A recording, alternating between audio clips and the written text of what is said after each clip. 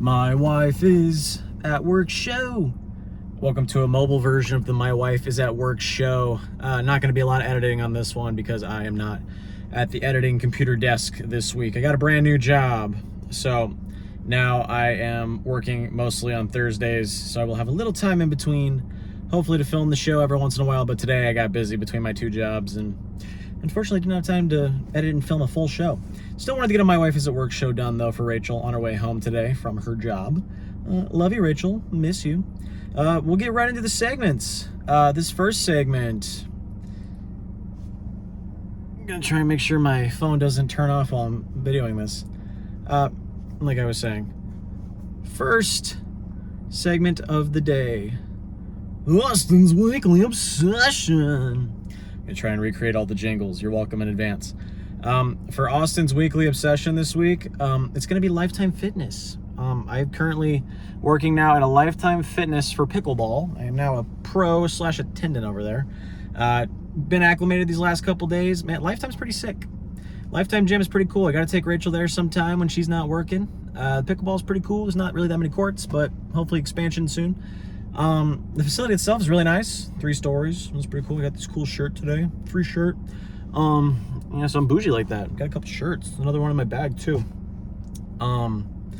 Yeah, getting to play a little more pickleball. Hopefully that'll help with my aspirations of going pro and playing more tournaments, but also just gathering more clients of people that want to do lessons. So Lifetime Pickleball is my weekly obsession this week. I've been unintentionally a little obsessed. I've had to do trainings as well. That stuff's been a little difficult, just because it's very lengthy. It's very important information, but it's just been a lengthy process to get all the trainings done.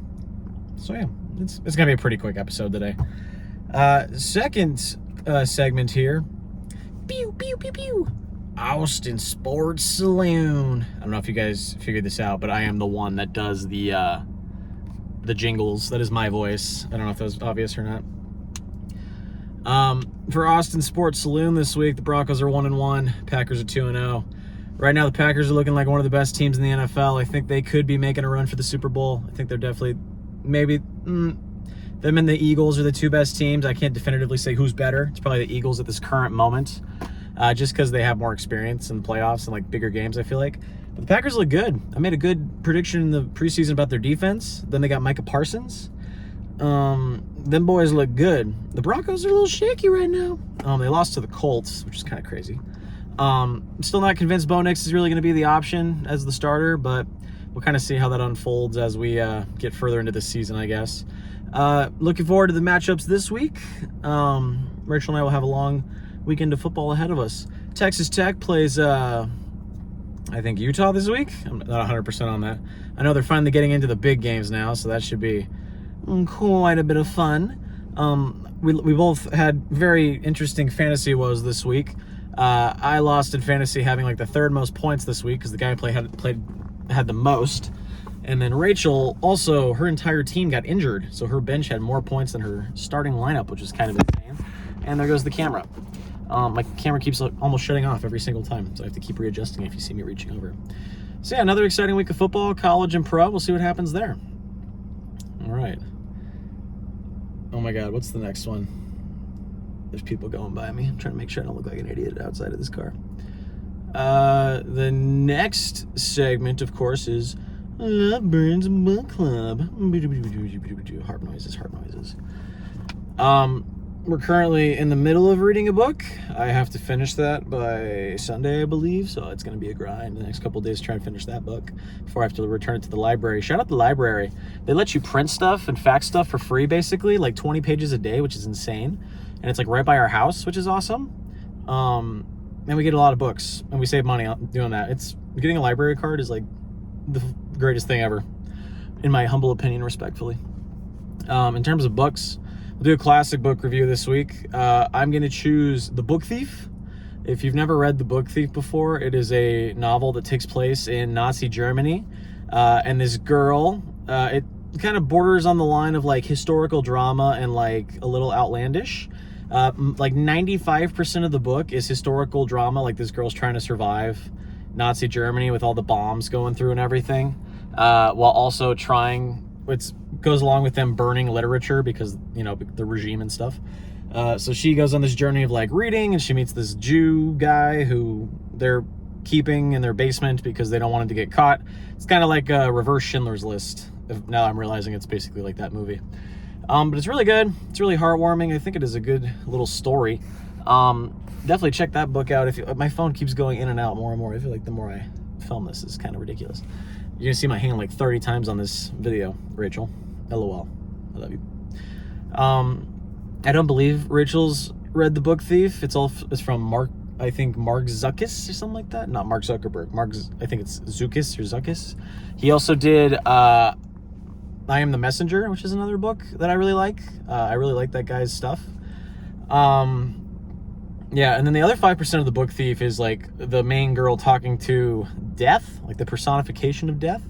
And I think that's a really interesting dynamic to have for a story that's very historical. Like she kind of has the real world aspects, and then she's got like the, not demonic, but like spiritual, like moral people to talk to, like death and stuff like that.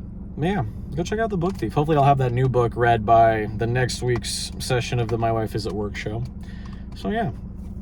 All right, next session. Sporkle quiz of the week. Explosion. I'm in a car, so I unfortunately can't do a Sporkle quiz of the week. So what I'm going to do instead is, off the top of my head, I'm going to name every single NFL team. I'm going to do a self-imposed Sporkle quiz. It's going to be an Austin quiz this week. Austin quiz of the week. Yeah. So I'm going to name every single NFL team. I'm going to give myself like 3 minutes here. All right. Here we go. AFC East. You got the Patriots, the Dolphins, the Bills, and the Jets. The AFC North. You got the Ravens, the Bengals, the Browns, the Steelers. The AFC West, the best division, unbiasedly, because I'm a Broncos fan. Broncos, Chiefs, Chargers, Raiders. And then the last one, AFC South, the one I always mess up. Texans, Colts, Jaguars, Tennessee Titans. AFC teams there, pretty quick. NFC teams, we go the same route. NFC West, you got Eagles, Commanders, Cowboys, and Giants. NFC North, you got Lions, Packers, Vikings, Bears. NFC West, you got the 49ers, Seahawks, Cardinals, Rams. NFC South, another one I always mess up, even though I'm from Texas. I don't know the South divisions that well. NFC South is Saints, Buccaneers, Falcons. Saints, Buccaneers, Falcons. And there's another one, the Carolina Panthers, who suck ass. All right, that's every NFL team. I don't know if that was amusing because it was pretty easy. I'm a casual and I still got that. Yeah, that's every NFL team. If I'm ever doing a spur of the moment one, I'll just name some random thing I think I can do. I'm really feeling myself today. I feel really cute today, Rachel. I feel like a cute guy. I'm a cute boy. All right, last segment of the week. Music, movies, madness. So for music, movies, madness this week, special effects, sound effects. I still have a lot of music to get through. I've been a little bit busier since I have taken this lifetime position and other things I've been doing with tennis and pickleball. Classic review of music, movies, madness this week. I'm going to say what you should go listen. Oh my God, I literally just clicked the screen 5 seconds ago. This is fucking bullshit, man. Bleep that out later in editing. There's no editing on this video.